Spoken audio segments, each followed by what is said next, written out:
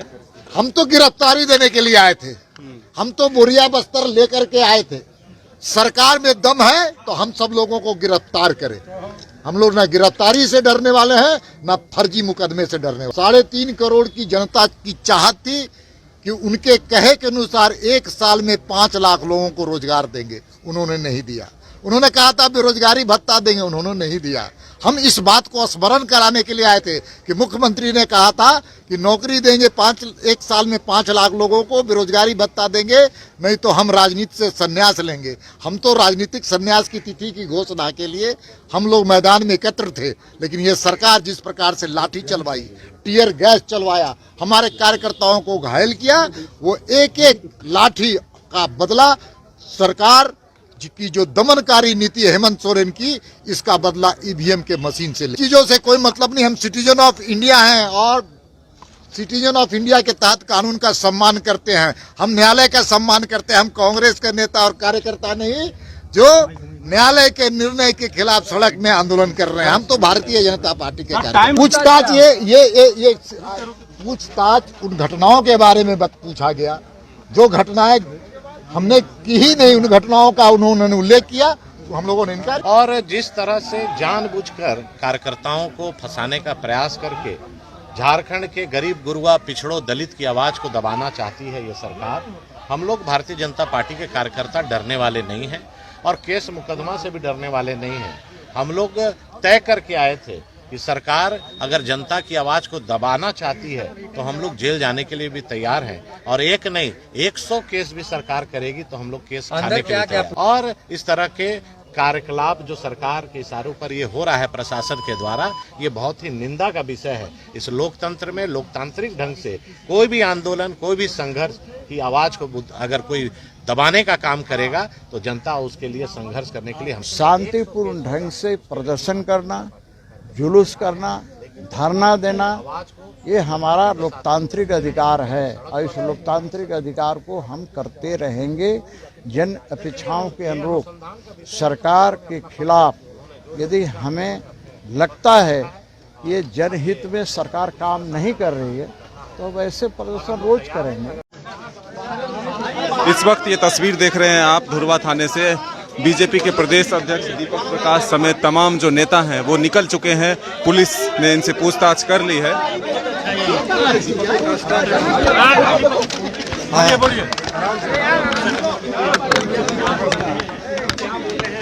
देखिए क्या कुछ हुआ सर, आज धुरवा थाने में हम सब लोगों को नोटिस के जरिए बुलाया गया था। नोटिस के जरिए बुलाया गया था। हमारे साथ चंदेश्वर जी जो रांची के विधायक हैं, हटिया के विधायक नवीन जायसवाल जी और कांके के विधायक समरी लाल जी और हमारे मीडिया के सह प्रभारी अशोक बड़ाई जी को नोटिस के जरिए बुलाया गया था। हम सब कोई जानते हैं कि 11 तारीख को भारतीय जनता पार्टी जनता की आकांक्षाओं के अनुरूप हम लोगों ने सचिवालय घेराव करने का कार्यक्रम आयोजित किया था। शांतिपूर्वक जुलूस, शांतिपूर्वक कार्यक्रम, शांतिपूर्वक धरना देने का कार्यक्रम हम लोग कर रहे थे, प्रदर्शन करने का कार्यक्रम कर रहे थे। लेकिन हेमंत सोरेन के इशारे पर झारखंड मुक्ति मोर्चा और कांग्रेस और आरजेडी की ठगबंधन की सरकार के जनता के आकांक्षाओं के विपरीत काम करने वाली सरकार, बेरोजगारों के आत्मा को प्रहार करने वाली सरकार, कानून व्यवस्था जर्जर करने वाली सरकार, विकास को शून्य करने वाली सरकार, जनता की अभिलाषा के विपरीत शांतिपूर्वक आंदोलन को कुचलने के लिए लाठीचार्ज, आंसू गैस और फर्जी मुकदमे किए गए। हम सब लोग भारतीय जनता पार्टी के कार्यकर्ता हैं, हम कानून का सम्मान करने वाले लोग हैं। इसलिए जब यहाँ से नोटिस जारी हुआ तो हम लोग कानून का सम्मान करते हुए हम लोग यहाँ पर इन्वेस्टिगेशन में, अनुसंधान में पूरी तरह से सहयोग देने का हम लोगों ने कहा है और साथ साथ में हम लोग लगातार जनता के हक और हुकूक की लड़ाई भी लड़ते रहेंगे।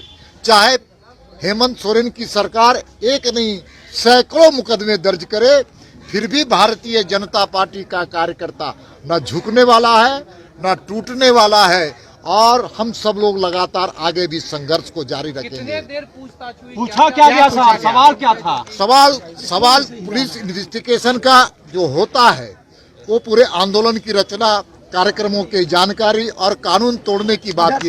हम सब कोई जानते हैं कि 144 जहां पर लगा था वहां पर भारतीय जनता पार्टी का कोई कार्यकर्ता नहीं गया था। हम तो शांतिपूर्वक आंदोलन करते रहे, आगे भी शांतिपूर्वक आंदोलन करते रहेंगे। क्या बोले, आगे फिर बुलाया जाएगा या? हम तो गिरफ्तारी देने के लिए आए थे, हम तो बोरिया बस्तर लेकर के आए थे। सरकार में दम है तो हम सब लोगों को गिरफ्तार करें। हम लोग ना गिरफ्तारी से डरने वाले हैं, ना फर्जी मुकदमे से डरने वाले। दीपक जी, जेएमएम और कांग्रेस कह रही थी कि जो वहां पर पत्थरबाजी हुई है उसको लेकर कार्रवाई चल रही है। देखिए, जिस प्रकार से झारखंड मुक्ति मोर्चा खनिज संपदा को लूटने वाला, कांग्रेस उन लूटों में पूरी तरह से सहयोग देने वाला और आरजेडी इस राज्य को में गठन में विरोध करने वाले ऐसे लोग इसी प्रकार की आरोप को लगा करके अपने दामन को बचाना चाहती हैं। लेकिन वो दोषी हैं 3.5 करोड़ जनता के। 3.5 करोड़ की जनता की चाहत थी कि उनके कहे के अनुसार 1 साल में 5 लाख लोगों को रोजगार देंगे, उन्होंने नहीं दिया। उन्होंने कहा था बेरोजगारी भत्ता देंगे, उन्होंने नहीं दिया। हम इस बात को स्मरण कराने के लिए आए थे कि मुख्यमंत्री ने कहा था कि नौकरी देंगे 1 साल में 5 लाख लोगों को, बेरोजगारी भत्ता देंगे, नहीं तो हम राजनीति से संन्यास लेंगे। हम तो राजनीतिक संन्यास की तिथि की घोषणा के लिए हम लोग मैदान में एकत्र थे। लेकिन ये सरकार जिस प्रकार से लाठी चलवाई, टीयर गैस चलवाया, हमारे कार्यकर्ताओं को घायल किया, वो एक एक लाठी का बदला सरकार की जो दमनकारी नीति हेमंत सोरेन की, इसका बदला ईवीएम के मशीन से लेगी। बहुत बहुत धन्यवाद। सर, आप राज्यसभा के सदस्य हैं, प्रोटोकॉल पालन हुआ, पुलिस का रवैया कैसा? भैया, इन चीजों से कोई मतलब नहीं। हम सिटीजन ऑफ इंडिया हैं और सिटीजन ऑफ इंडिया के तहत कानून का सम्मान करते हैं, हम न्यायालय का सम्मान करते हैं। हम कांग्रेस के नेता और कार्यकर्ता नहीं जो न्यायालय के निर्णय के खिलाफ सड़क में आंदोलन कर रहे हैं। हम तो भारतीय जनता पार्टी के कार्यकर्ता। टाइम ले लेते पूछताछ में, टाइम क्यों नहीं लिया? टाइम तो लिया ही ये लोग, अभी आगे भी जब इन्वेस्टिगेशन नहीं लिया टाइम, आप ले लेते टाइम की बात में आएंगे। हम तो गिरफ्तारी देने के लिए तैयार हैं। गिरफ्तार करेगा, सरकार में दम है तो गिरफ्तार करेंगे। जनता के जो उनके अधिकार है उसकी रक्षा करने के लिए हम काम करते हैं। जिस प्रकार से वर्तमान राज्य की सरकार है, वो सरकार जन विरोधी, युवा विरोधी है और बेरोजगारों के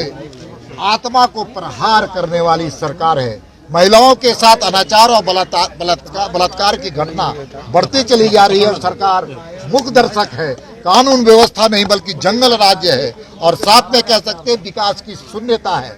इस सवालों पर हम लड़ते आए हैं, लड़ते रहेंगे। हम पर फर्जी मुकदमे डालने का काम सरकार लगातार करे, कोई डरने वाली बात नहीं है। भारतीय जनता पार्टी का एक एक कार्यकर्ता ना फर्जी मुकदमे से डरता है, ना जेल जाने से डरता है। हम तो जेल जाने के लिए तैयार हैं। सरकार में दम है तो गिरफ्तार करें। पूछताछ ये पूछताछ उन घटनाओं के बारे में पूछा गया जो घटनाएं हमने की ही नहीं। ये बिंदुवार जो प्रश्न थे सभी को हम लोगों ने स्पष्ट रूप से जवाब दिया और जिस तरह से जानबूझकर कार्यकर्ताओं को फंसाने का प्रयास करके झारखंड के गरीब गुरुआ पिछड़ों दलित की आवाज को दबाना चाहती है ये सरकार। हम लोग भारतीय जनता पार्टी के कार्यकर्ता डरने वाले नहीं हैं और केस मुकदमा से भी डरने वाले नहीं हैं। हम लोग तय करके आए थे कि सरकार अगर जनता की आवाज को दबाना चाहती है तो हम लोग जेल जाने के लिए भी तैयार हैं और एक नहीं 100 केस भी सरकार करेगी तो हम लोग केस खाने के लिए क्या पूछताछ हुई है? उन्होंने कहा कि आपने जो 144 धारा का उल्लंघन आप लोगों ने किया है। हम लोगों ने प्रश्न उनसे पूछा कि आपका 144 धारा कहाँ पे था, तो उन्होंने कहा कि सचिवालय के 200 मीटर्स पर था और जो बैरिगेटिंग जहाँ थी वहाँ पर जहाँ सभा हो रही थी वहाँ 144 नहीं लगा हुआ था।